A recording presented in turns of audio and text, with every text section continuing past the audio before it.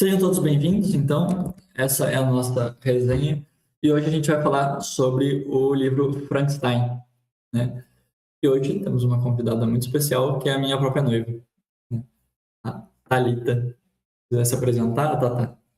Oi, gente. Isso é meio raro de acontecer, né? Eu aparecer por aqui, mas foi um convite muito legal para a gente falar de um livro tão impactante quanto Frankenstein, né? Então, espero que vocês gostem da nossa resenha, barra conversa, barra análise literária. E, enfim, eu, como o próprio já disse, né? O Murilo, eu sou noiva dele. Também gosto de ler umas coisinhas, né? Umas coisinhas bem. Ai, meu pai passou aí. Bem diferentes, digamos assim. Então, hoje a gente vai analisar esse livro tão importante. Uhum. Beleza, então. E vai ser muito interessante analisar esse livro com a Tata, porque a gente o ouviu juntos, né? Na verdade, teve uma série de coincidências, né? No livro cita O Paraíso Perdido, que era um livro que coincidentemente a gente estava lendo juntos já antes. Aí calhou que a gente então leu juntos o Frankenstein, né? E a gente ia discutindo conforme a gente lia, né? A Tatá também chegou a ter contato com a análise do Frankenstein por outras vias, por outros estudos que ela estava fazendo. Sim, eu já havia lido na pandemia, mas assim, uma leitura muito superficial, e aí, novamente, eu já reli com o Mu, né, com essa sinceridade maior, por assim dizer. Na verdade, o ímpeto de ler o livro, nós dois, pelo menos a sua segunda vez, a minha primeira, foi por causa do filme, né, do Frankenstein que a gente assistiu. Tinha muita Sim, coisa legal e muita coisa esquisita, né? A gente da Netflix.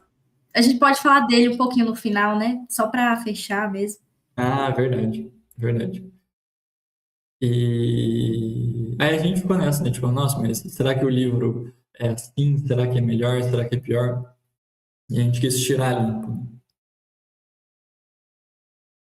Certo? E, como sempre, eu vou mais ou menos comentando sobre o livro, né? Junto da Tatá, fazendo uma espécie de apanhado das principais partes e a gente vai comentando, né? Primeiro, impressões gerais que você teve no final da leitura, Tatá, em geral, você gostou do livro ou não gostou?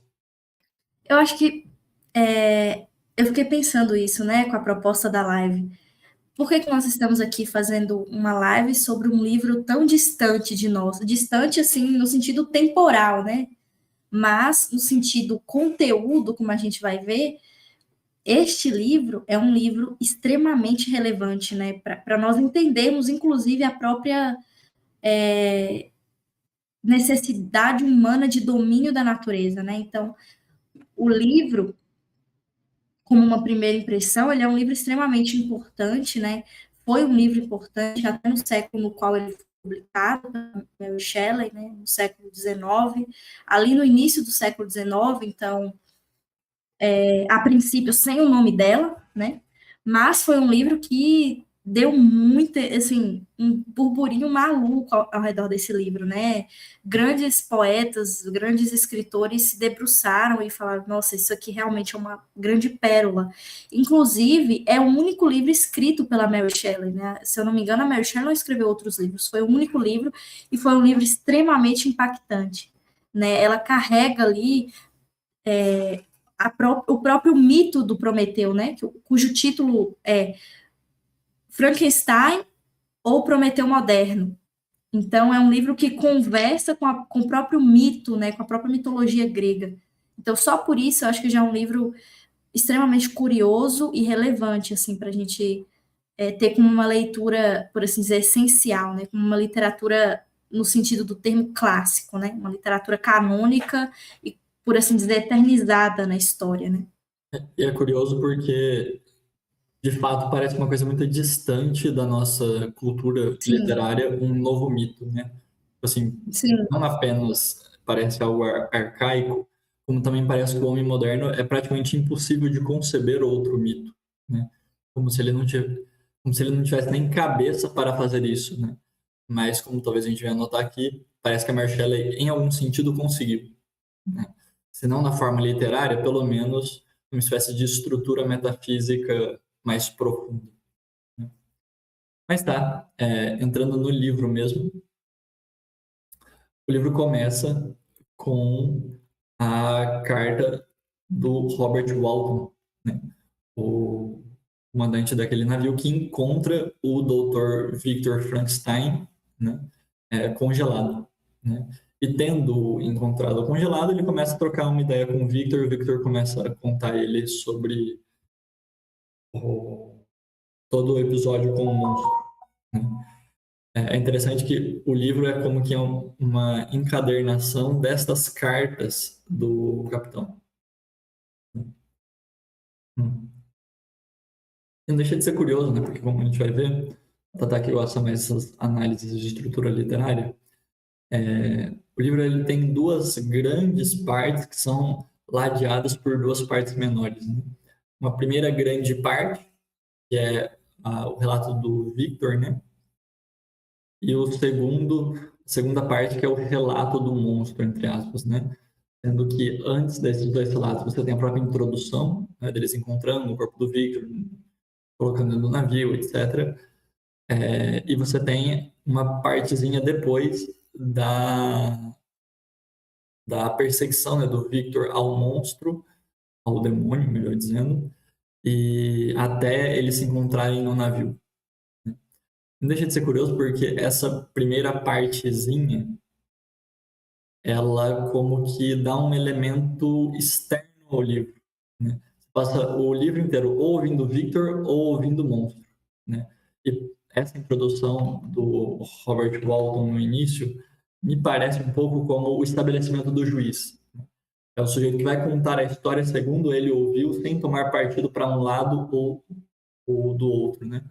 Ou para o outro. Como se ele fosse uma espécie de elemento intermediário que vai emoldurar toda a história. Né?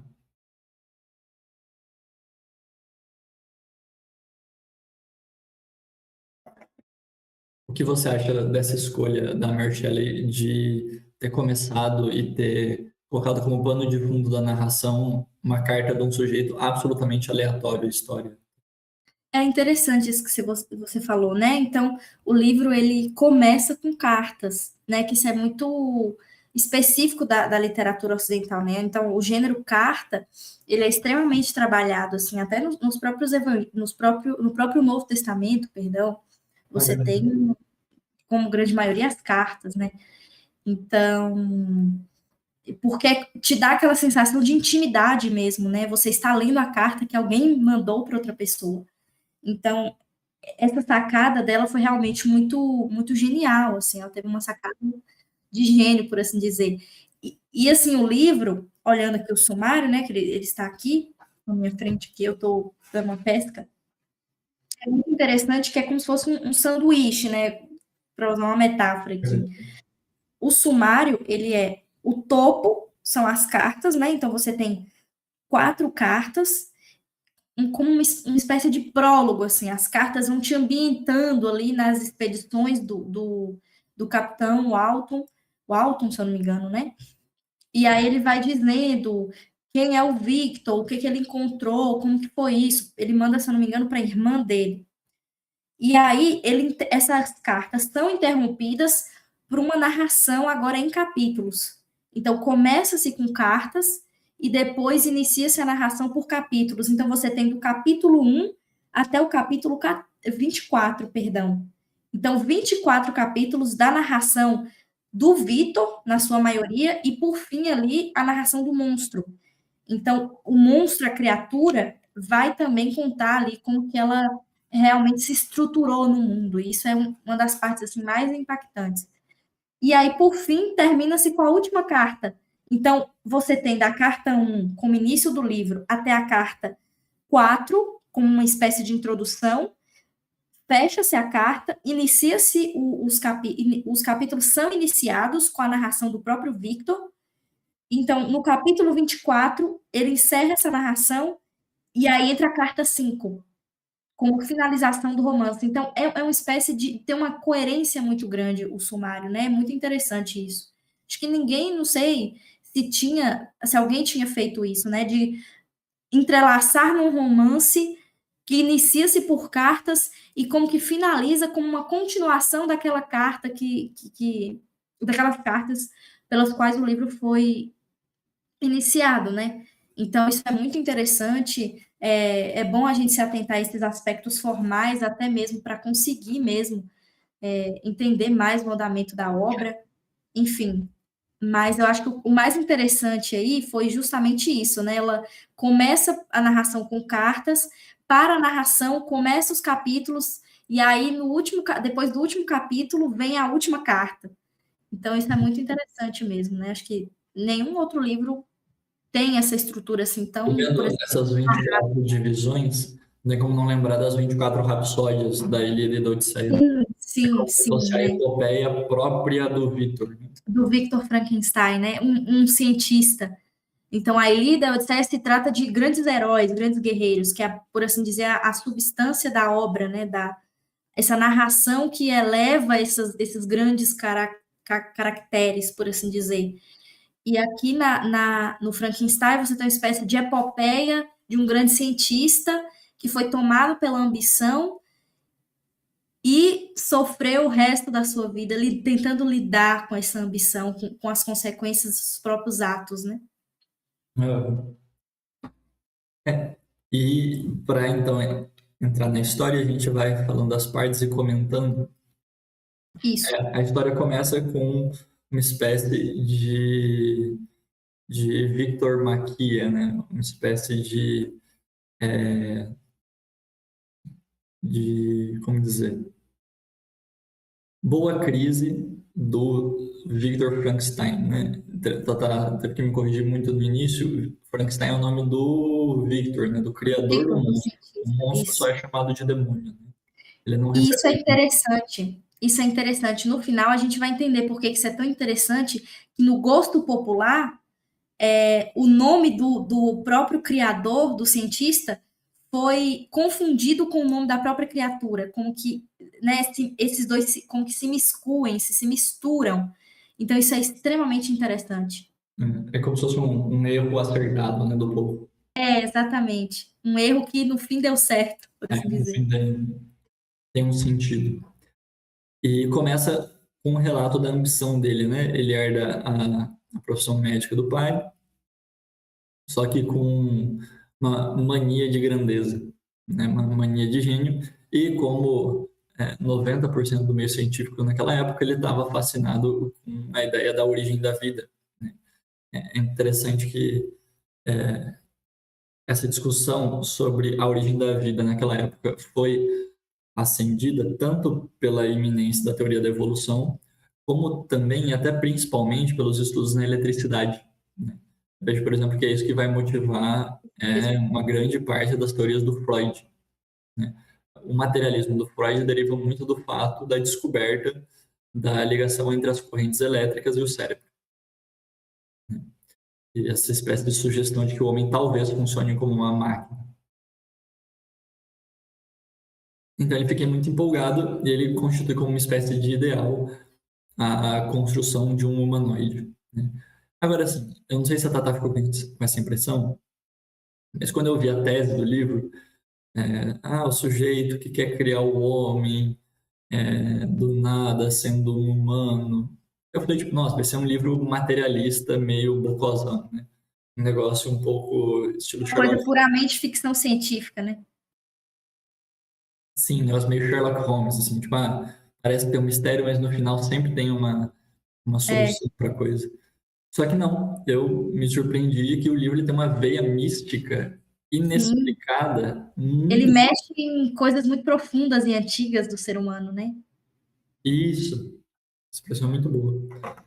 É quase como se o Victor, no fundo, ele nem ele entendesse direito o que ele estava fazendo e o que ele fez.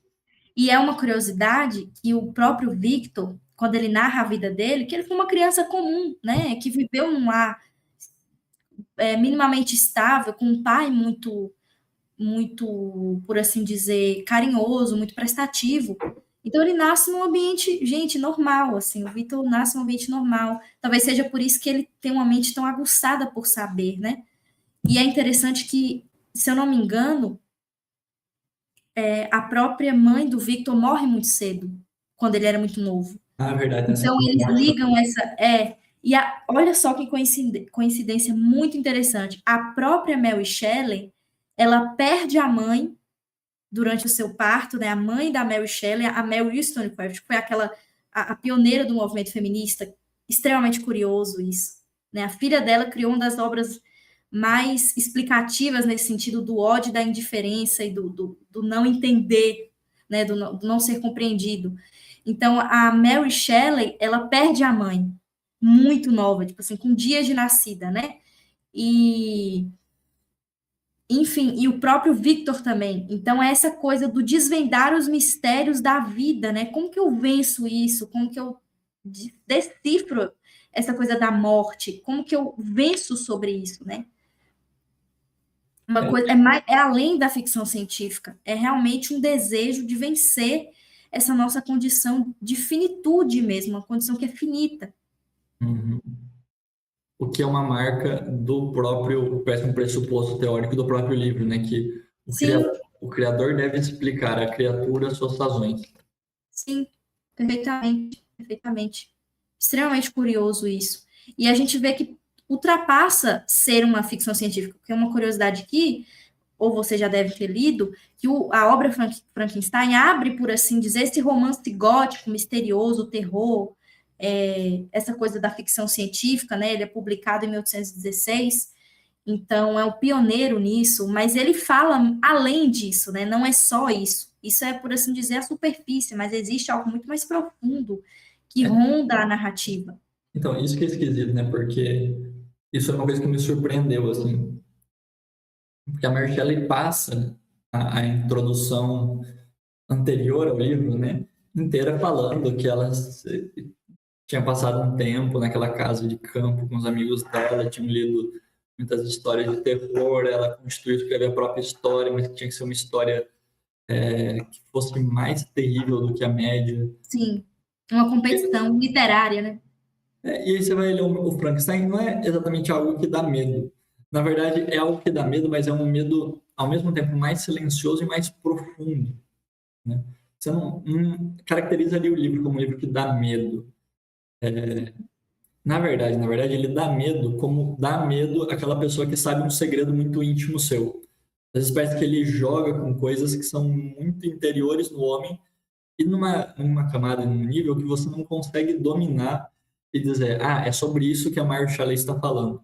Não, tipo assim, ela quase que soterra os temas dela sob muitas camadas, né? E isso assusta um pouco, né?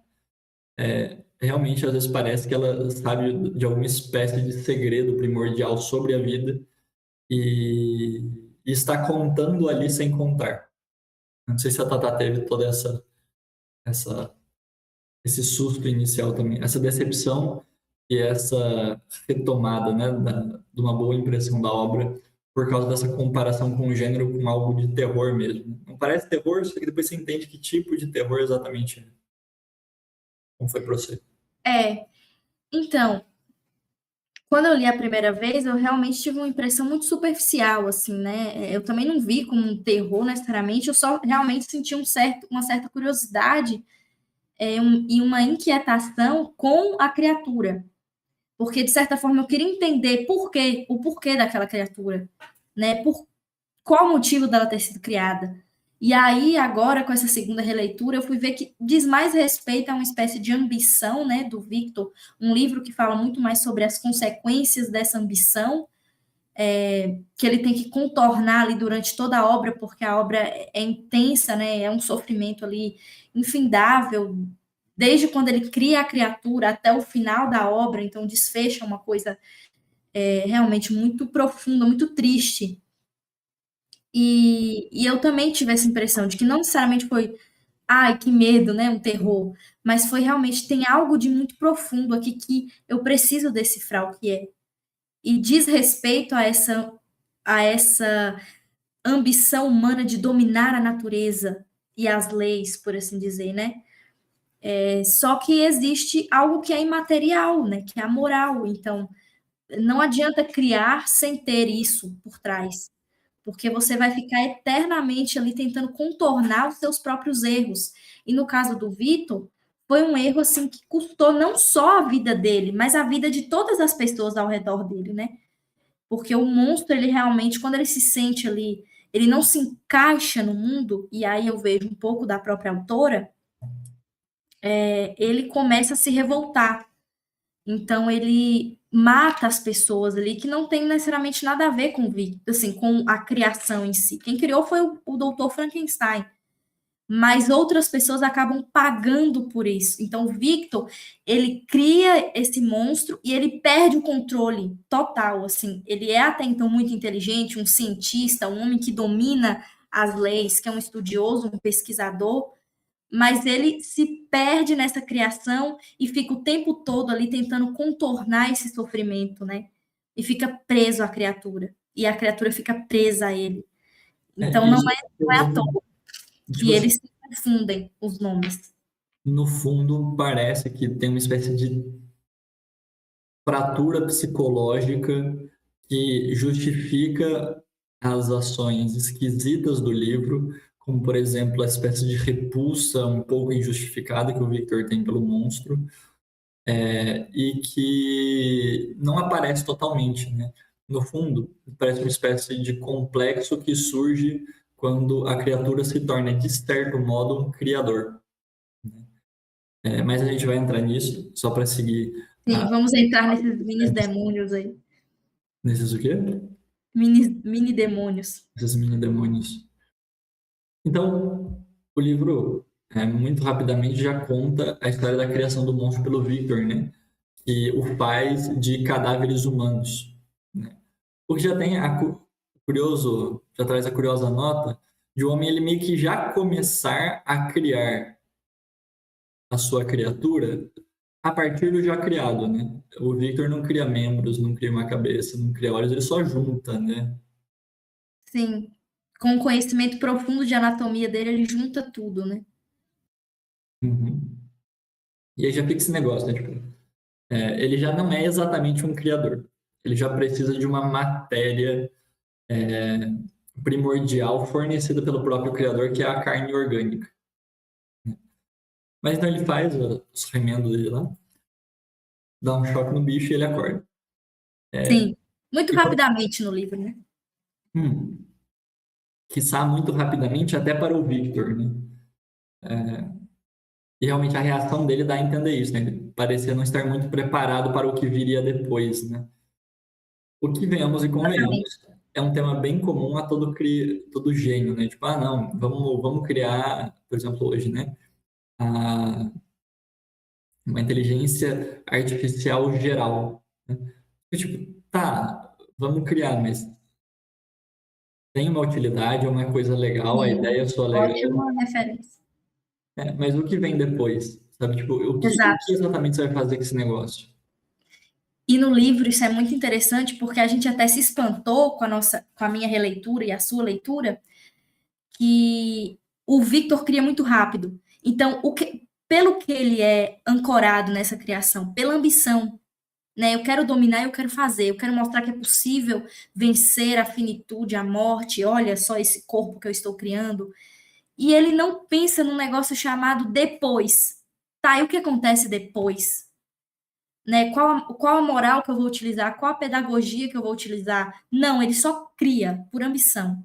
Né? Ele é o Prometeu, por assim dizer. Né? Que depois a gente faz um link com a história do Victor e por que que esse livro também tem um nome de Prometeu moderno, né? Victor Frankenstein, né? É uma espécie de Prometeu moderno.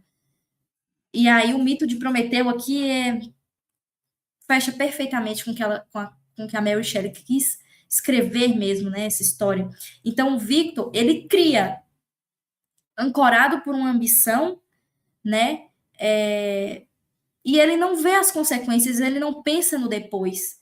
Então, isso é realmente próprio de alguém que faz sem pensar, né? Então, porque quer uma solução absoluta para certas questões profundas da natureza humana. Então, isso acaba por ser o tema quase que central da obra, né? E ele fala isso no final, quando ele está narrando para o capitão, ele fala, olha, não se deixe levar pela ambição, porque o próprio capitão estava também ambicionado por conquistar novos lugares, afinal ele estava numa embarcação, então as histórias se confundem aí.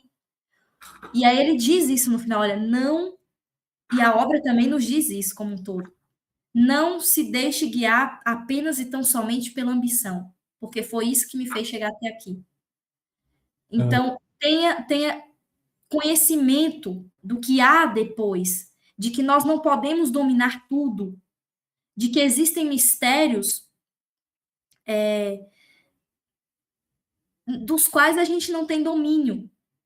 E que essa é a própria humildade do cristão, né? O cristão tem isso. Olha, eu me diminuo aqui diante dessas coisas porque eu não sei, né? Não tem essa ciência absoluta.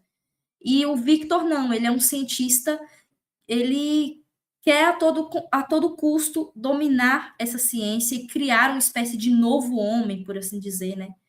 Que não seja mais finito como nós somos. O que já dá gancho para introduzir um tema do livro é que talvez seja mesmo a dificuldade do Victor na hora de conceber o Frankenstein, que é o homem, de certo modo, ele é um bicho meio aficionado pela vida, né? De viver para sempre, Sim. de não adoecer, de não morrer, etc. E Sim, ele sempre pensa no que há depois da morte, né? Mas ele não pensa necessariamente no que há depois da vida. da própria vida, né? E que é o dilema do Frankenstein. Tá bom, você fez o bicho viver. E agora? E agora? Agora eu não sei, eu não sei. E essa é a resposta do Frankenstein, né? O desespero e a fuga. Ele foge definitivamente, né? Ele foge, né? O próprio no livro tá isso, né? Ele simplesmente sai do lugar no qual ele criou o monstro e vai viver a vida dele. Só que existe uma criatura que não tem nome, que não tem identidade e que é, por assim dizer, solta no mundo, né? Que é um super-homem, assim, não tem a mesma constituição humana dos outros e que, portanto, ficará isolada, né? Porque o monstro diz isso. Eu fiquei isolado, eu não sabia para onde ir, aprendi na dureza ali como que lê, como que faz as coisas, porque eu não tive uma espécie de pessoa que me guiasse nessa vida mesmo. Então, o ódio que ele tem no final, que ele vai nutrindo no coração, é justamente porque ele não tem ali o seu criador, né? Ele só foi solto no mundo, assim. Então, eu lembro que eu te disse uma coisa, né, enquanto a gente estava lendo essa leitura, fazendo essa leitura, que eu te disse assim, quem não ama não é capaz de criar nada. E ali só vai ficar se enroscando na própria criação, porque ele não foi motivado por sentimentos altos de virtude, ele foi motivado pela própria ambição, pelo próprio desejo de criar e dominar, né, a própria natureza. É assim, parece que é como se ele fizesse uma meia criação, né? Ele meio que cria a externalidade do monstro, mas ele não.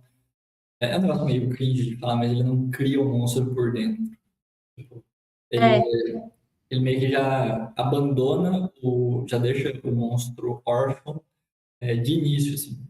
Né?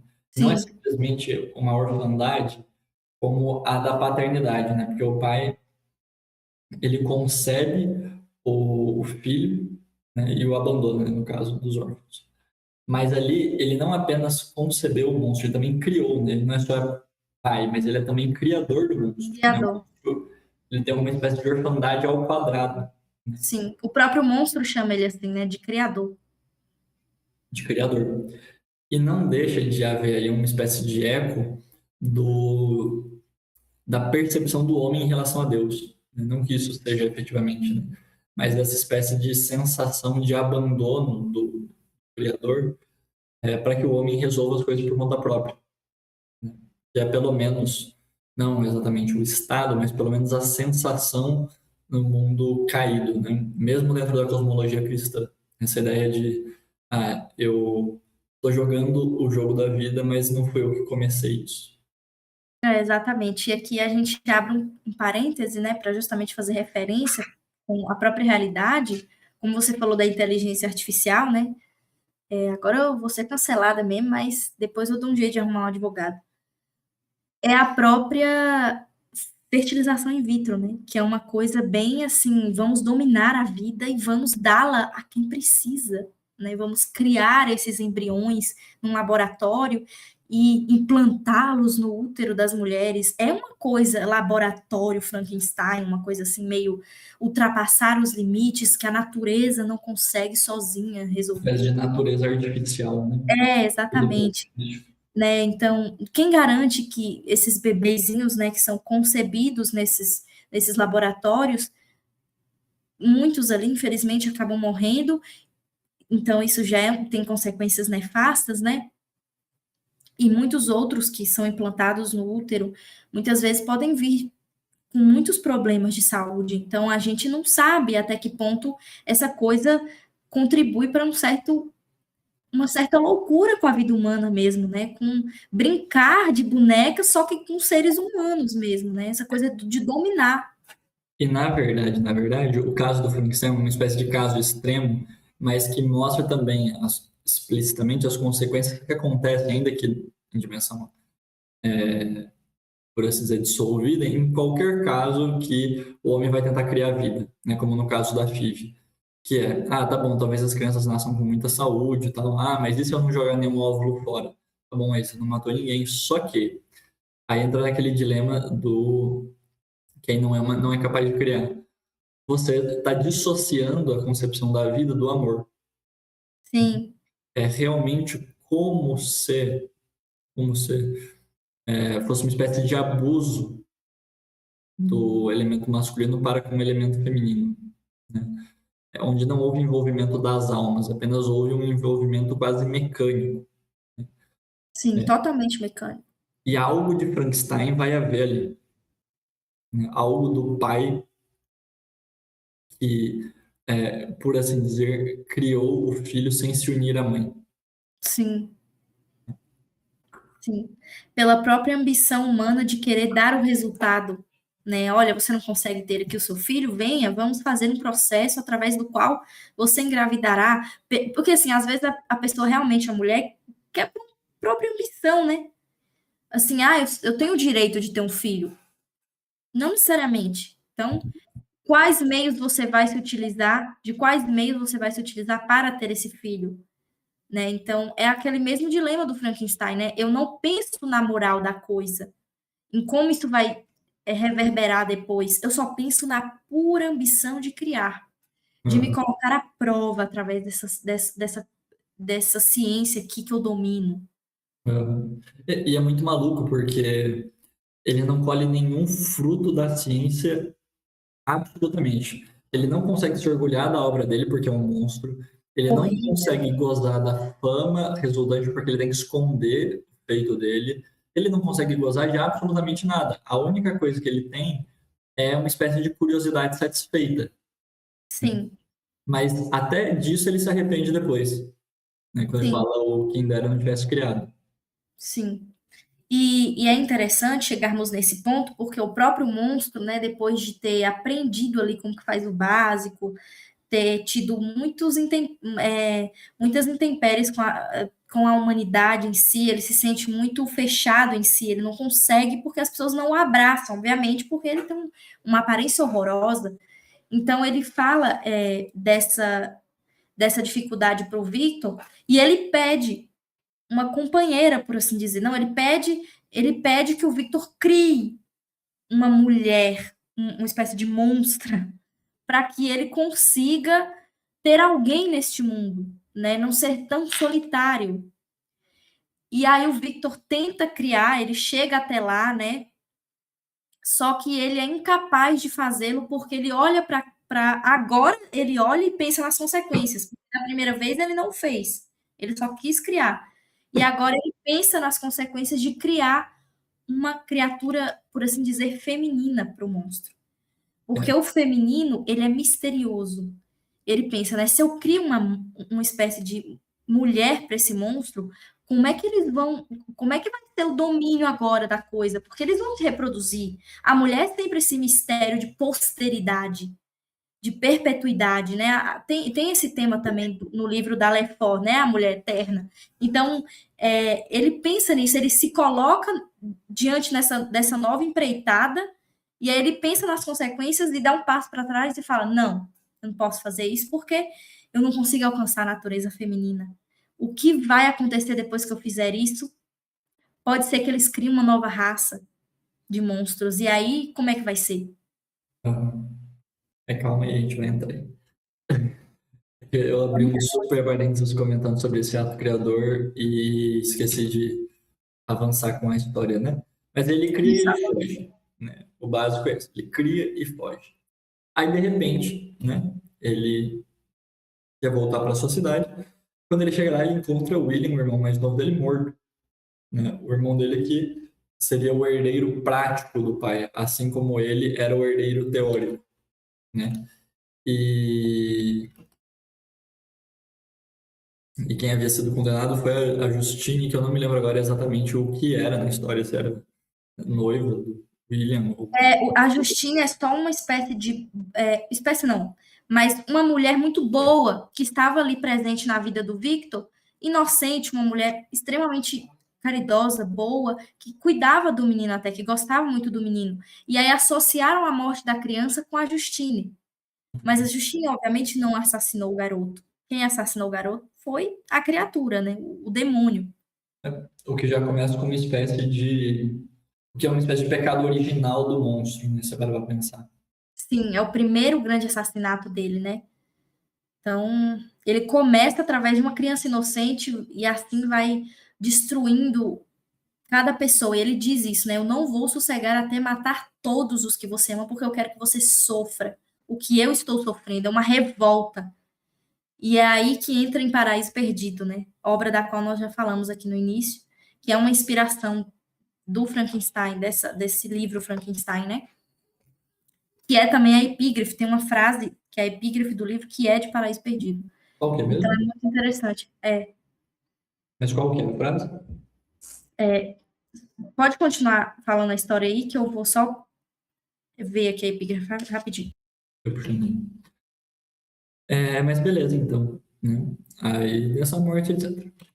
E basicamente, essa primeira narração do Victor vem mais ou menos até aqui, né? E aí ele, se eu bem me lembro, se desloca para algum local, o monstro encontra ele e é onde eles têm uma espécie de grande diálogo, né? Sim, É a parte mais filosófica do livro e que é, constitui a segunda grande parte do livro, que é o ponto de vista do monstro. isso, isso. E são esses 24 capítulos dessa luta interminável do Vito com as consequências da sua grande ação. Então é sempre esse embate entre criatura e criador, né? E essa criatura não tem nome. Ela é um monstro, o demônio, a criatura, a coisa, mas ela não tem nome, né? Ela é sem identidade. E coisa E curiosa, pode perdão. falar. Não, só ia dizer que nesse diálogo fica bem claro como, por mais que o Victor seja o criador do monstro, o monstro, tanto retórica quanto fisicamente, é muito superior ao Victor, de tal forma que parece que esse é uma espécie de paradoxo, né? Todo o drama do demônio é o drama da criatura que é maior que o seu criador. Sim, sim. Uma criatura que poderia matar o Victor, mas não faz. Por quê? Porque só o Victor por assim dizer, de posse dessa capacidade de criar o que o monstro pede, que é uma mulher para ele, que é uma nova criatura. Mas vem cá, na sua percepção, esse sempre foi o motivo pelo qual o monstro não matou o Victor? Ou este foi um motivo que ele assumiu em um dado momento, mas na verdade o motivo é outro? Enfim, então, eu acredito que seja realmente porque ele espera algo do Victor e que só o Victor pode dá-lo, né? Dar ao monstro. Então, eu acho que tem muito a ver com isso também e com essa coisa da vingança mesmo, né? Do tipo, se eu te mato, eu mato a única pessoa com a qual eu posso me relacionar, porque afinal foi você que me criou. Ah, Eu só existo por sua causa. e esse é uma espécie de mistério do livro, né? Por que que o monstro não mata, o demônio não mata de vez o Victor? Isso é muito maluco. Sim. Eu até E estava pensando, é, no início, quando a gente estava lendo, eu estava dando as primeiras impressões, assim, primeiras mais ou menos, né? A gente tinha assistido o filme, mas pelo menos no livro, às vezes parecia que o monstro tinha uma espécie de quase que piedade religiosa pelo Victor. Sim, Hoje eu tenho dúvida se é isso mesmo, mas eu acho que há uma chance de que seja, né, uma espécie de instinto da criatura de mesmo que a força respeitar o seu criador. Mas uma coisa que eu estava pensando quando estava preparando para a conversa foi que, de certo modo, o monstro ele é a prova viva de que a maior desgraça, ou melhor, que uma das maiores desgraças não é a morte, mas é a vida. Pelo contrário, né? Para ele, a morte seria uma espécie de bênção. sim, a E libertação. na cabeça dele, os valores são invertidos, né? Para ele, a vida é que é uma punição. E ele faz com que o Victor ele tenha uma vida, ainda que uma vida desgraçada, né? E tenta fazer, né? A gente vai comentar mais sobre isso depois, mas que a vida dele se assemelha, do Victor se assemelha um pouco à do próprio demônio, né? A dele próprio, quando ele quer tirar a mulher do Victor. Tipo, Sim, se eu não posso ter mulher, você também não pode. Né? é, Essa que pessoa. é a questão com a qual o monstro tem que lidar o tempo inteiro, né? O Victor tem uma vida, ele consegue se enquadrar, agora não, porque visto que o Victor está lidando com as consequências de suas ações, que é justamente a criatura, mas o Victor é um ser humano. Eu não sei o que eu sou, né? Um monstro. Eu não sei o que eu sou, eu não me enquadro aqui, enfim. Então, eu acho que é um pouco disso também, porque o monstro mata praticamente todo mundo que o Victor ama, né? Até a própria esposa, né? Que o Victor, no meio da narração, ele se casa e por conta de não ter criado a mulher que o monstro pediu para ele, uma espécie de nova criatura, agora feminina, ele mata a própria esposa do Victor, né? Então, assim, é uma narração realmente nessa parte é bem intensa a descrição ali. Então, eu acho que é muito isso mesmo, né? De realmente olhar para o Vitor e sentir uma espécie de repulsa também, né? Por que você me criou diante de tudo isso que está acontecendo, de ter me desprezado, me deixado aqui, me largado? E, de certo modo, a punição do monstro sempre vai na direção de fazer com que a vida do Victor fique como a dele, né? Eu estava notando agora como vai chegando no final do livro e o Victor vai ficando cada vez mais isolado da sociedade e refugiado na floresta, né? Que é a exata condição do próprio demônio. O sujeito que não pode ficar em sociedade e, portanto, tem que se refugiar na, na natureza, né? E a epígrafe da qual eu falei, do Paraíso Perdido, é essa aqui, ó. Acaso, ó Criador, pedi que do barro me moldasses homem? Porventura pedi que das trevas me erguesses? Tá em Paraíso Perdido, essa frase. Muito bonito. Que é muito interessante isso, né? O monstro, ele, quando ele sai ali, né? O Victor cria e ele tem que se virar no mundo, no mundão, como dizem. Ele agora entra em contato com as pessoas, né? Então ele vai aprendendo ali aos poucos como que se vive, tudo muito às escondidas para que ninguém o veja, né? E, e ele entra em contato com três grandes obras, né? Que são Vidas Paralelas do Plutarco, Paraíso Perdido, né, que é uma das leituras com as quais ele mais se identifica, que ele diz que ele se identificava inicialmente com Adão, mas que depois ele se identifica mais com Satã, né, com essa coisa da revolta, de, por assim dizer, promover o ódio através das ações, né, encarnar o ódio. Então, e a terceira, você se lembra de qual é? Porque eu me esqueci. Não é o Prometeu Acorrentado? Não, essa obra que eu fiz a ligação com ela e que tem a ver também com a nossa leitura, mas que não é uma das que o monstro lê. Ah, lembrei do Os Sofrimentos do Jovem Werther, Ah, verdade. do Goethe. Eu já li, inclusive é realmente isso mesmo. Então ele É vê o ali uma monstro certa também. incompreensão, ele descobre ali sentimentos que ele mesmo sentia. E, tá, eu ia fazer um comentário, mas vamos seguir na linha aqui para a gente conseguir tratar dos temas. Na nossa ordem aqui, a gente então estava falando da criação dele, e quando o monstro vai começar a sua própria narração, ele começa comentando como foi o início da vida para ele, né? Interessante que o monstro ele é muito autoconsciente, né? Às vezes até excessivamente autoconsciente. Ele faz descrições muito precisas, né? E claro, a Marshall precisou abrir mão desse recurso, porque senão ele ia falar um monte de coisa de nonsense para exprimir uma experiência profundíssima. Fazia muito sentido, né? Mas ele tem uma espécie de inteligência avantajada também, né? Bem, primeiro, né? Essa espécie de encontro do monstro com o próprio Victor lembra um pouco o encontro de Adão com Deus no jardim, né? Depois de Adão ter cometido o pecado original, Deus solta o que fizeste. O próprio escondimento do monstro na floresta lembra um pouco o escondimento de Adão no meio do jardim, né? Então, a primeira coisa que eles tratam é do início da vida dele, e o monstro enfatiza muito o fato do Victor tê-lo abandonado desde o início, né? Sim. Espécie de escondimento do seu Deus desde o Éden. E ele meio que tem que se virar sozinho, né? E esse é um tema curioso do livro, que parece um pouco fortuito, pelo menos em aparência, né? Não que eu seja de fato, mas que, caramba, o cara criou uma criatura e de primeira, assim, foi uma criatura quase imortal, indestrutível, que consegue se virar, ele não tem os dilemas de um... Se regenerava constantemente, fisiologicamente falando, né? Ele Sim, toma um tiro e depois volta ao normal, sozinho.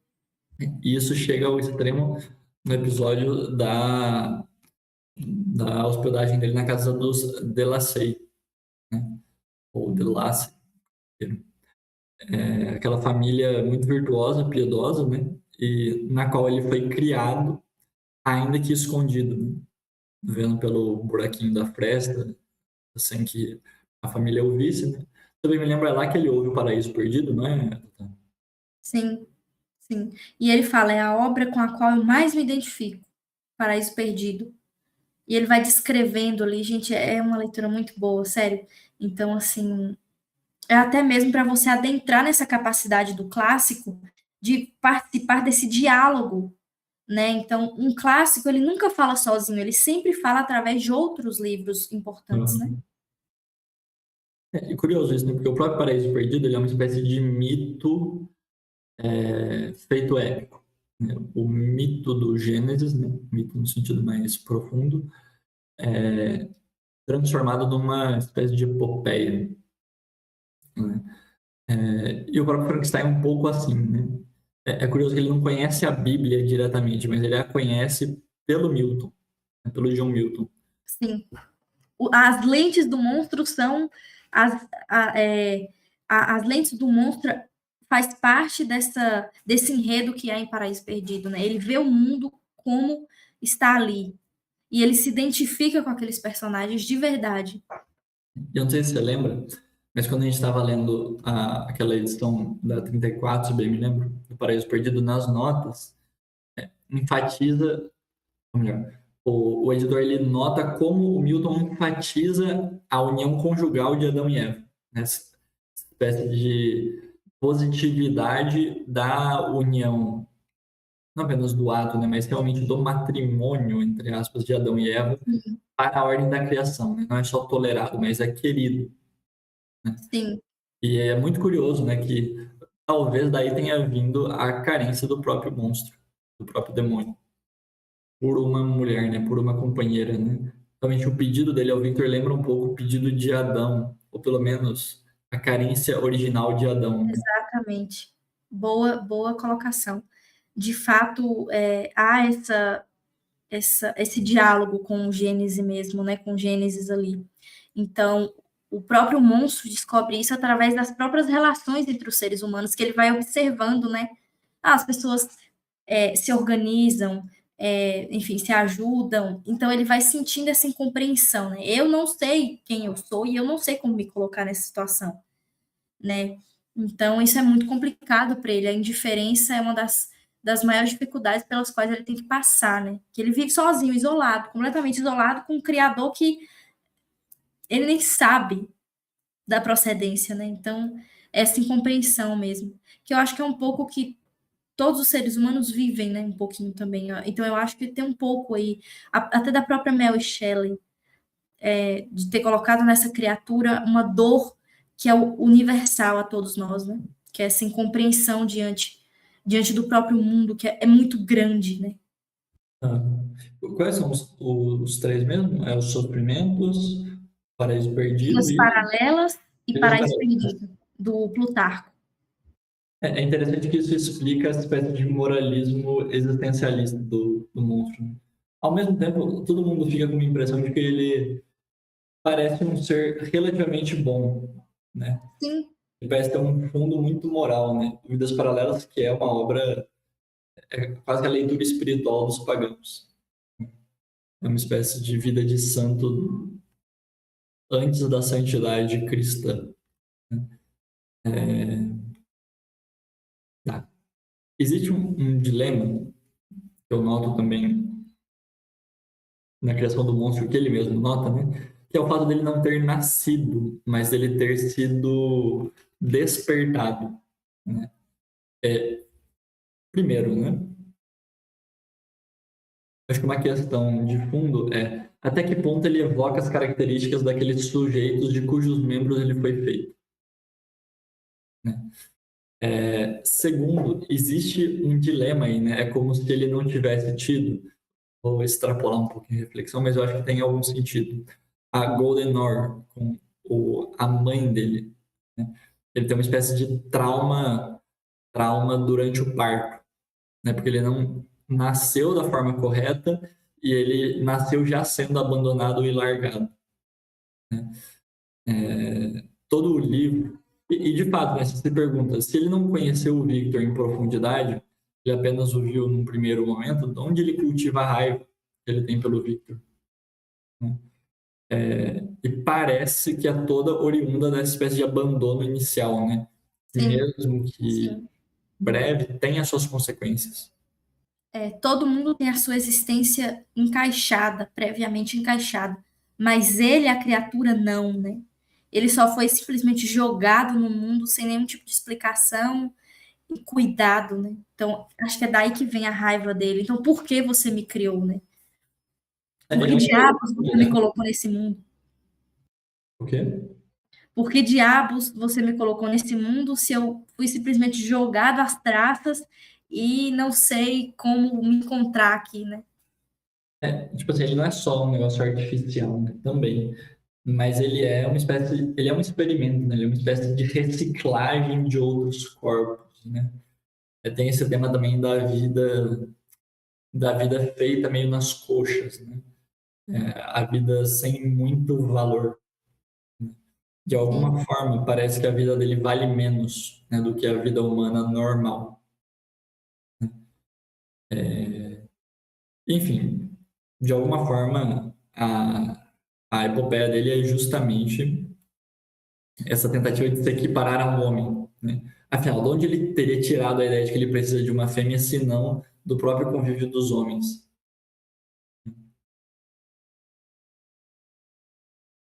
E quando ele está na casa dos Delacey, ele é rejeitado, né, pela própria família. Ele tenta começar a entrosar com eles lá, e mesmo eles, sendo uma excelente família, o repudiam, né?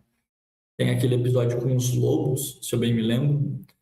Eu me lembro que tem no filme, né? No livro eu não tenho tão clara a memória, mas de que ele teria salvado um dos membros e foi dado por culpado e começou a perceber sim, como o mundo é injusto, desgraça, sim, sim. etc. Se eu não me engano, tem sim, tem esse episódio. E é a partir daí que ele vira a chave, que ele fala, a partir daí eu virando como uma espécie de um demônio mesmo. Isso foi o estopim para que eu realmente me alimentasse do ódio e me vingar contra esse criador que me jogou aqui sem mais nem menos. Engraçado que os dois nomes que oscilam para ele é justamente criatura e demônio, né? De tal forma que até na nomeação parece existir uma espécie de pêndulo que às vezes o faz mais parecido a Adão e às vezes o faz mais parecido a Satanás de fato, né? Sim. E aí você fica oscilando, né? Ele é um monstro que quer mas que por não encontrar lugar, ele se entrega ao ódio, Pode entrar, comete pô. essas atrocidades. Aham, isso Então ele mesmo. fica oscilando entre o bem, mas ele vai cair no mal, assim, quase que naturalmente, pela sua própria condição. E Uhum. aí ele se coloca nessa história como aquele que vai destruir tudo que pertence ao Victor, né? Porque é assim que ele vai se vingar. Então a vingança é o motor através do qual ele age, por assim dizer. Aham. Uhum. O que faz muito parecido a Satanás. Sem Sim. dúvida. E é uma uma figura que ele mesmo assume, né? A figura de Satã no livro Paraíso Perdido. É com ela que eu me identificava. Aham. Então Uhum. ele realmente encarna, por assim dizer, esse personagem. É, certo? E aí ele vai atrás do Victor, né? E aí tem o inaugurada a querela final, que é a petição por uma fêmea, né? Só queria uma namoradinha. Uma namoradinha aí. E é uma das partes mais interessantes do livro, né? Há muitas camadas de sentido nesse negócio, né? Eu quero uma fêmea, eu quero alguém que eu possa me relacionar, que seja igual a mim, porque não existem pessoas iguais a mim. Eu quero alguém que seja igual e que me complete. Então, é por isso que ele sabe que tem que ser uma mulher, uma É, espécie de monstro mulher. de certo modo, parece que ele sente para com os homens aquilo que Adão sentiu para com os animais, né? Depois de um tempo convivendo com eles, né? Ele viu que ele não era semelhante, que ele precisava de alguém semelhante a si, né? Também um monstro, ele precisava Sim, de outra monstra. Independente do que ele fosse, ele precisava de algo que fosse como ele. sim. E é um dos pedidos que ele mais faz para o Victor, né? Além de, depois de destruir todo mundo, que o Victor ama, ele faz esse pedido, né? Não, eu quero que você crie, porque como você me criou e me largou aqui, eu quero que você crie uma fêmea Uhum. igual a mim, para que eu consiga ter alguém. E o Victor vai, né? O Victor aceita, ele vai até o local, mas ali, pela primeira vez depois do que ele fez, né, de ter criado um monstro, ele pensa nas consequências disso. Então, mas se eu crio uma mulher, uma fêmea, essa coisa do mistério feminino, do qual eu já falei aqui anteriormente, né, dessa incompreensão diante do poder da essência da mulher, né, de procriar, de ter uma perpetuação no tempo. E aí ele pensa, poxa, mas se eu crio uma mulher, eu crio uma espécie de nova raça de monstros, né? Uhum. Uhum. Eu me lembrei agora, tem até uma expressão que os padres gregos usavam para designar o papel de Deus no Éden, que é o de ninfagogos, né? Uma espécie de pedagogo do casamento, né? Deus que vê a carência de Adão e apresenta a mulher própria para Adão, né? Ele é uma espécie de intermediário, né, na relação dos dois. Existe algo de espiritual aí, no sentido sobrenatural do matrimônio, né, de que, de certo modo, é sempre Deus que apresenta a mulher ao homem, né? Mas existe uma sublição que é a mesma de uma responsabilidade de Deus por fazê-lo, né, de Deus fazê-lo. Isso é, parece que era realmente da responsabilidade do Victor, se o monstro querer uma mulher, criar uma mulher. É como se a coisa impusesse a ele uma espécie de paternidade mesmo que ele tinha que exercer para com o monstro, né? Paternidade ou vamos dizer, uma espécie de divindade ou de papel de Deus que ele teria que exercer para com o monstro, né? E aí entra naquele dilema, né? Daquelas ações que nós fazemos para com os outros de modo injusto e, de certo modo, obrigam o outro permitem com que o outro as realize para conosco, mas a nossa consciência desperta justamente quando a gente vai receber o troco e a gente não quer. E aí a coisa fica como que uma injustiça, né? Uma justa injustiça, né? E parece ser esse o dilema aqui, né? como, sei lá, dois assaltantes combinam um assalto, o primeiro vai... Imagina que a gente vai assaltar um lugar. Aí, o primeiro lucro vem para mim e o segundo vai para você. Nossa, meu Bonnie e Clyde.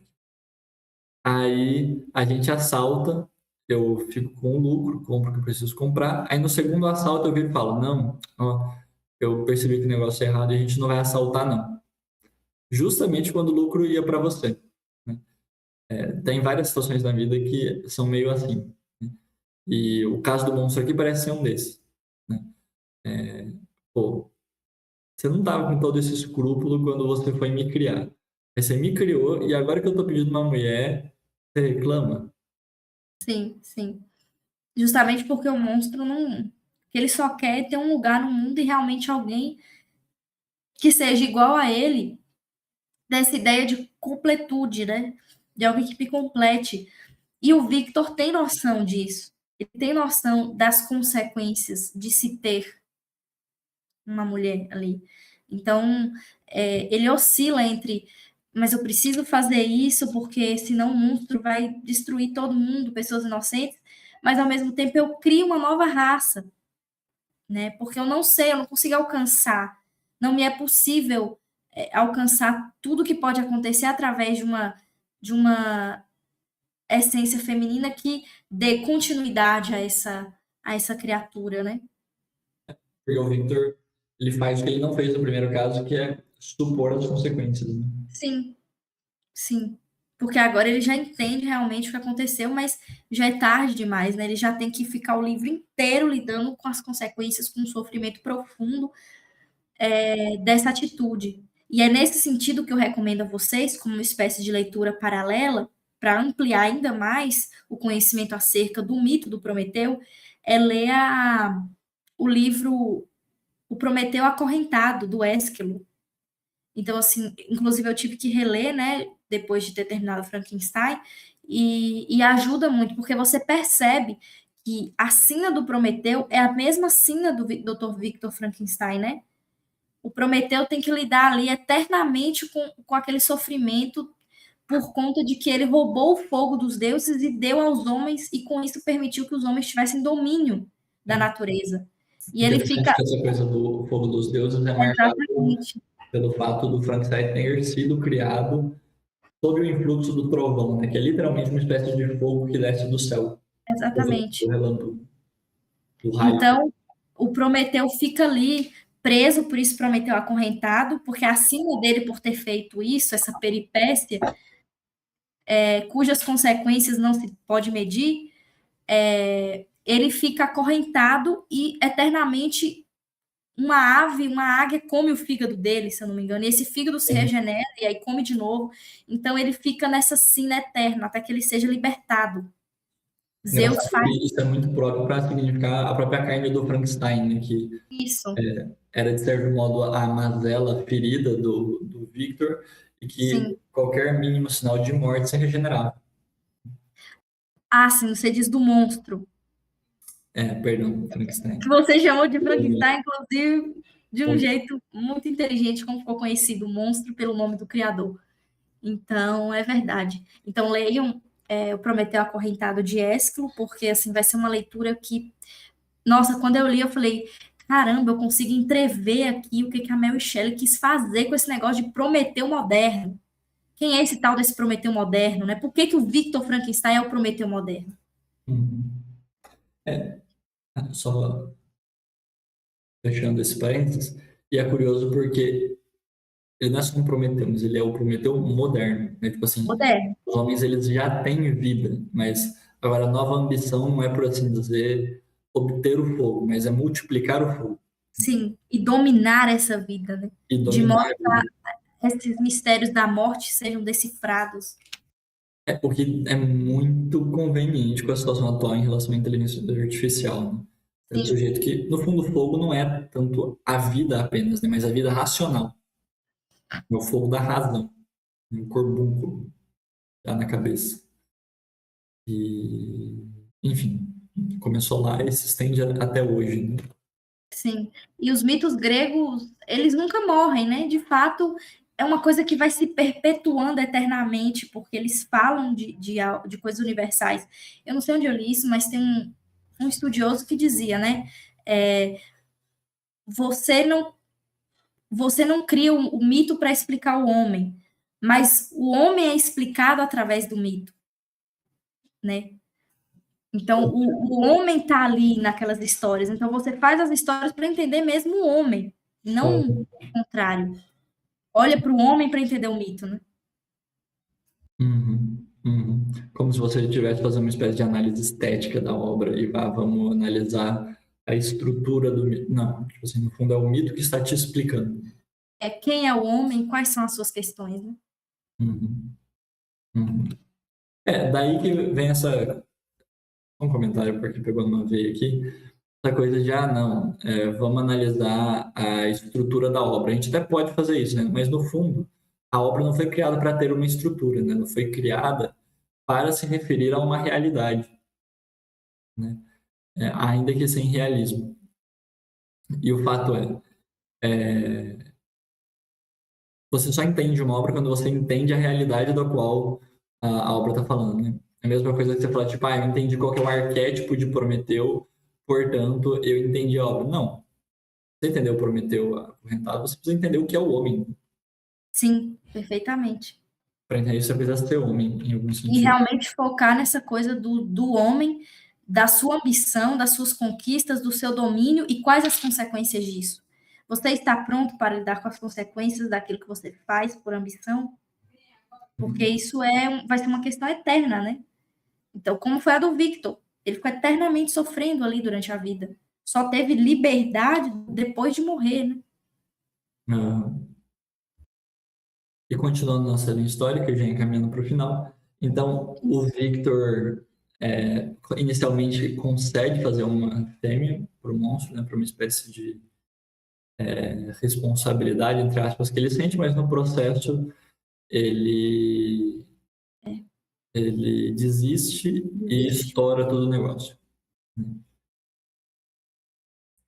Estoura todo o negócio. E aí o monstro faz a famosa promessa de que voltaria no dia das núpcias do próprio Victor. Isso é, ainda Interessante. A você adquiriu simbologia uma das. mulher, o dia que você estiver prestes a adquirir uma mulher também, assim como eu estive prestes a adquirir uma, Isso, eu vou, como que você, entrando no meu dia das núpcias, entrar também no dia das suas núpcias e matar sua mulher.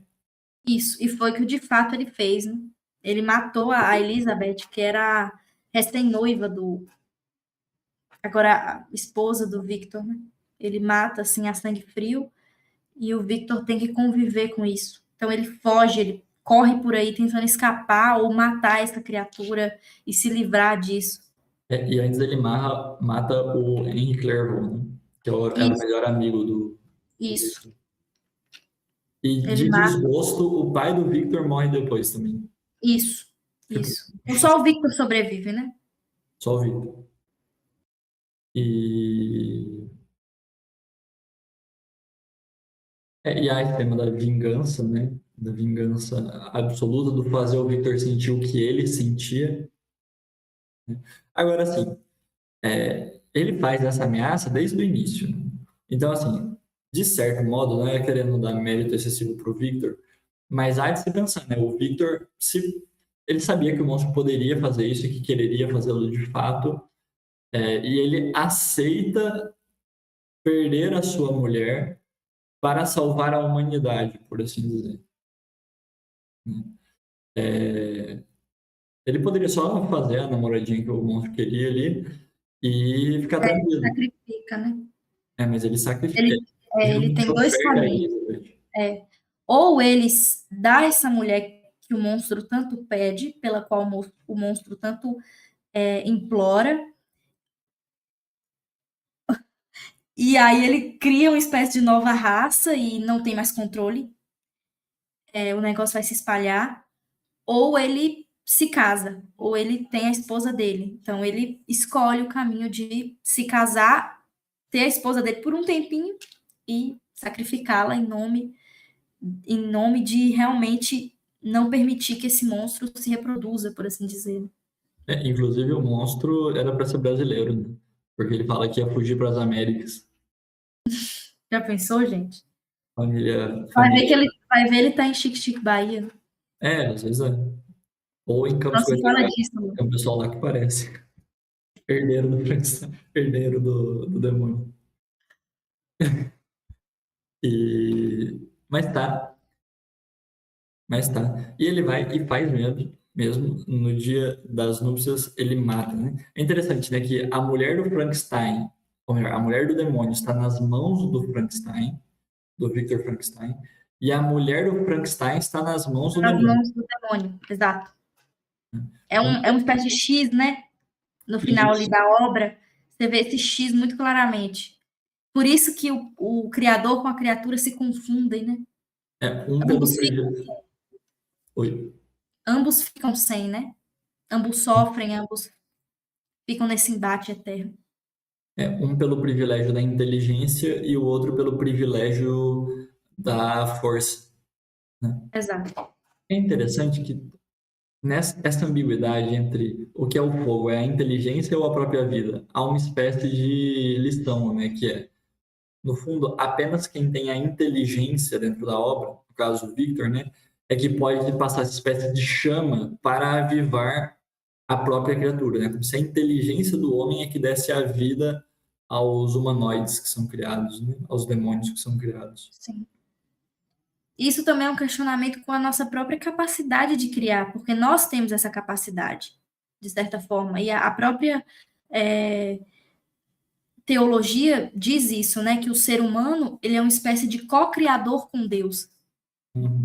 Então, através desse livro, a gente vê essa, por assim dizer, co-criação sendo deturpada, né? Por ambição. Então, é preciso sabedoria e se perguntar como eu faço isso, né? Como que eu crio junto com Deus? Uhum. E se Uhum. eu me desvio disso, e aí a gente sabe que, como a Mary Shelley bem mostrou aí, não dá muito certo.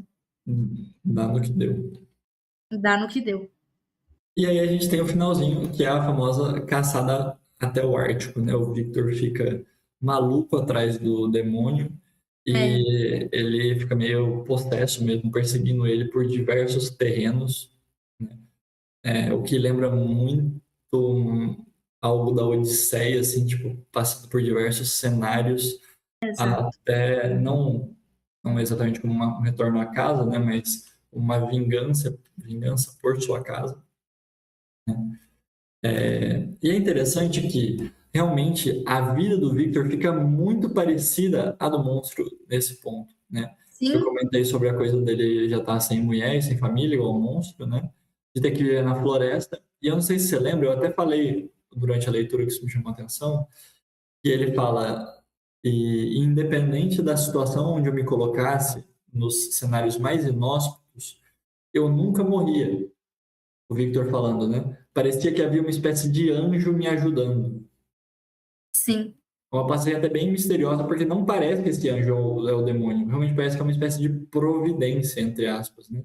Uhum. Que assemelha a sina do Victor, a do monstro que não pode morrer.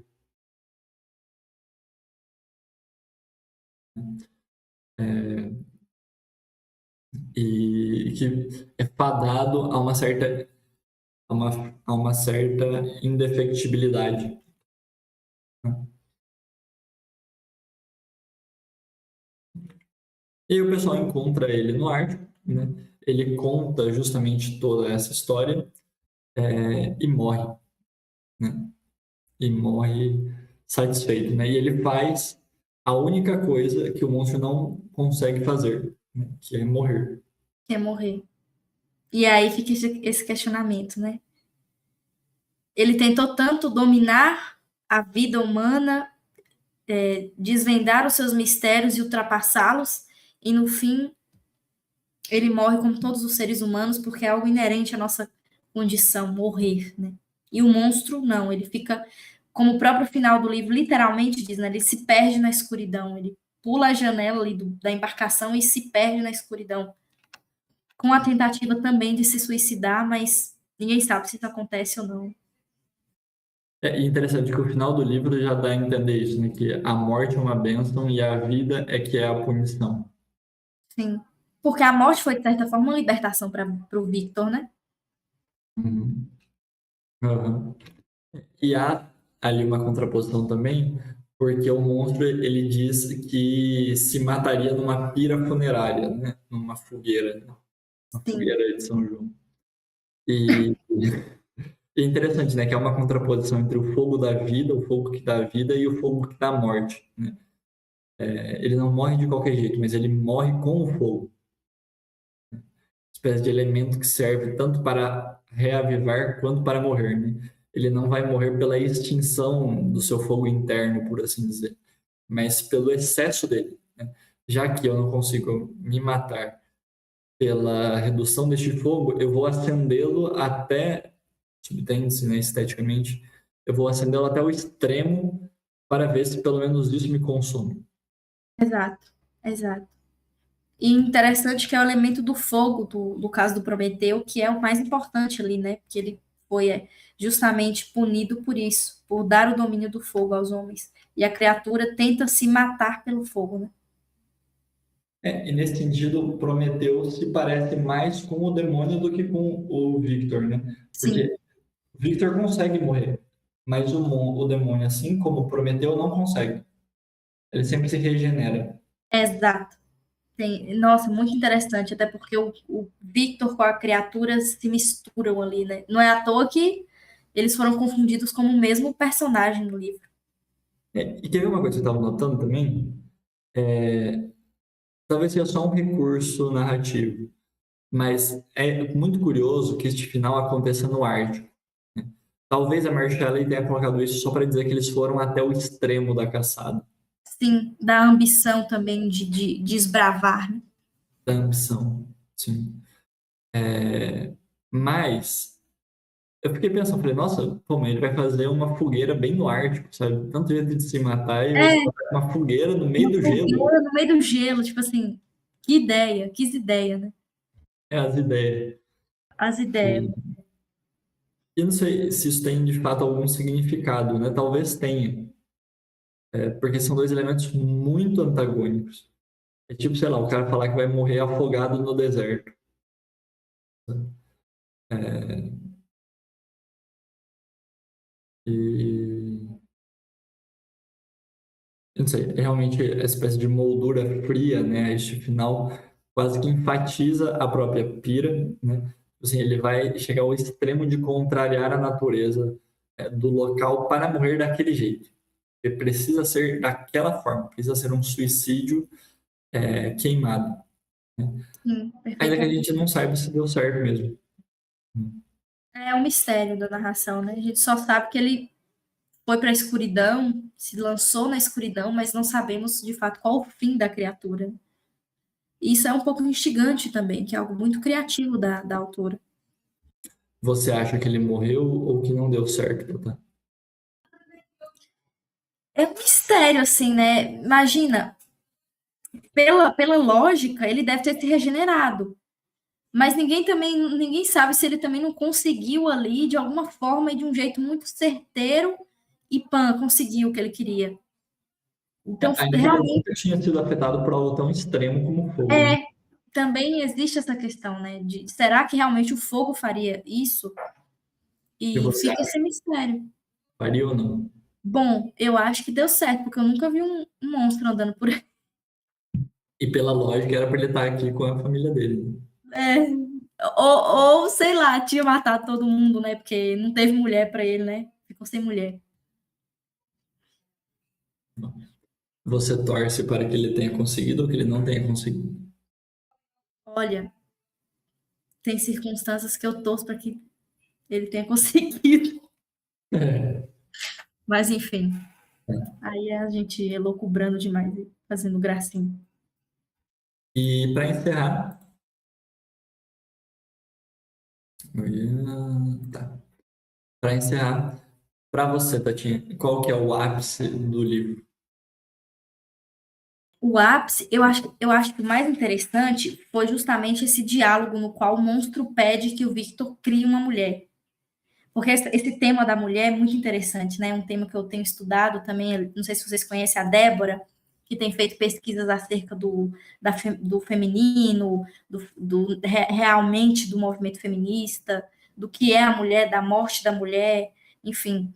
Então, estou lendo também A Mulher Eterna, da Lefort, né, que é um livro muito famoso aí no nosso meio católico, e isso me instigou muito, né, porque o monstro pediu uma mulher, e porque o não deu.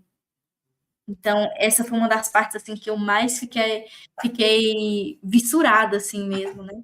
E também na narração do próprio monstro, de ter entrado ali nas memórias dele, de como ele conseguiu se virar, as leituras que ele fez de Paraíso Perdido, parece que vai entrando camadas e camadas de experiências literárias num livro literário, espécie de metalinguagem. Então, isso é muito interessante, assim. Foi uma das partes que eu mais gostei, né? O monstro contando a história e quando o monstro pede para o Victor criar uma criatura, por assim dizer, mulher, para que ele possa ter uma metade, por assim dizer, né? Ter um complemento ali no mundo. E você? Deixa eu pensar.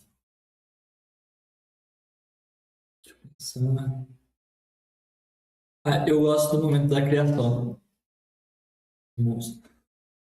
Aquela descrição inicial é muito boa mesmo. Sim, sim.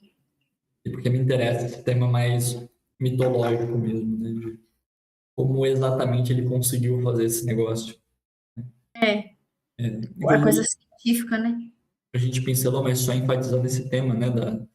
Do, de que toda a atenção da obra é porque o Victor não estava preparado para ser um criador. Né? É interessante que a gente pensa na figura do criador como sendo só o sujeito que dá o peteleco inicial na vida, né? Especialmente a coisa, assim como a paternidade, impõe certas responsabilidades. Né?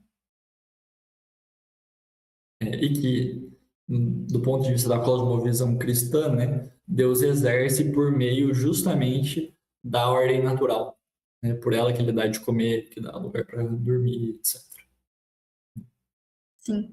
E como última pergunta, só para finalizar, você que é o nosso mestre das análises pictóricas, existe algum quadro, alguma pintura, ou até algum, né, sei lá, uma produção, que a gente está fazendo várias produções, né, da própria Netflix, que a gente assistiu, enfim, existe alguma pintura, alguma obra de arte que possa nos remeter a Frankenstein? Estou morrendo aqui.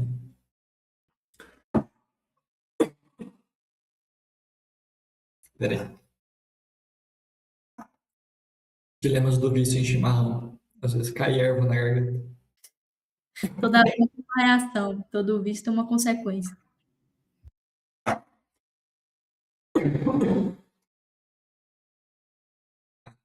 A obra que eu penso é no.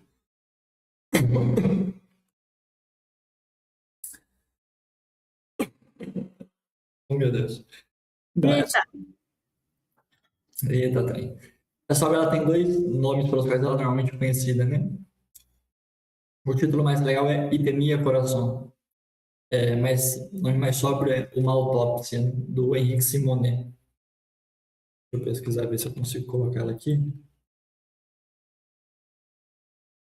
que inclusive, vou fazer um merchan aqui, porque realmente é um estudo muito interessante, que é a pintura que está na capa do livro da Débora, né? Autópsia do Feminismo, que é uma tese completamente nova no nosso contexto brasileiro, né? De que o feminismo está morto. Então, essa é a autópsia. Então, leiam também esse livro, que inclusive a Débora, a autora, diz, olá, esse mesmo, a Débora diz que uma das leituras de um aporte teórico, né, um aporte de referência literária para a leitura do seu livro é Frankenstein, né? Então, Coisa curiosa. parece que tudo se amarra mesmo, né? Então, leiam, né? Ela trabalha também com essa referência no livro dela, né? Aqui. Isso.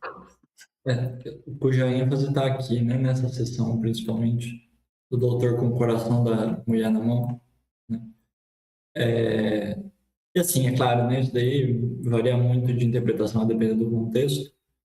Mas no caso do Frankenstein evoca muito essa ideia do sujeito que está analisando os princípios da vida. Ainda que no caso da Débora, a ênfase caia no fato de ser um coração de mulher, né? Isso, e uma autópsia da mulher, né? Porque a mulher está morta, então vamos analisar o que tem nesse cadáver. Ah, que legal. Quando ela tá morta. É. No caso do Frankenstein, a ênfase cai no elemento vital, né? Do sujeito que investiga as raízes da vida, ainda que aqui não haja nenhuma tentação de criação. Sim, sim. Mas é isso, então. Você quer fazer algum último comentário? Só Algum... mesmo dizer para vocês lerem Frankenstein. Ah, já li, leia de novo, porque eu também já tinha lido e tinha mais coisa a descobrir, né? Pesquisem também, leiam artigos, vão na internet, se debrucem sobre essa obra, porque é uma obra extremamente interessante que nunca vai sair da atualidade. Se trata de um clássico, de uma obra universal, então você pode ver daqui a 100 anos, as questões que rondam a obra serão as questões que também rondam a humanidade. Então, leiam Frankenstein, releiam Frankenstein, leiam de novo e pesquisem sobre essa obra, né? De fato, é um livro que nos dá muita referência, né, de como o ser humano se comporta, né? Quais as consequências das nossas ambições. Então, essa é a minha dica final, né? E você? É isso também, leiam Frankenstein. O dia que surgir a AGI, a inteligência artificial geral, vocês vão saber como se portar ou como não se portar. Verdade, verdade. E agradecer a Tatinha, que caso vocês perguntem, né, curiosa essa composição aqui, ela tá no quarto aqui do lado, né? É que se ela É, gravasse no mesmo lugar verdade. que eu, não ia dar pra Ia eu ser olhar meio pra ela. estranho. A gente ia ficar do lado um do outro, né? Mas ela tá aqui do lado. E é isso, Tatinha. Obrigado Eu que pela agradeço. participação. E é isso. Espero que tenham aproveitado. Tchau.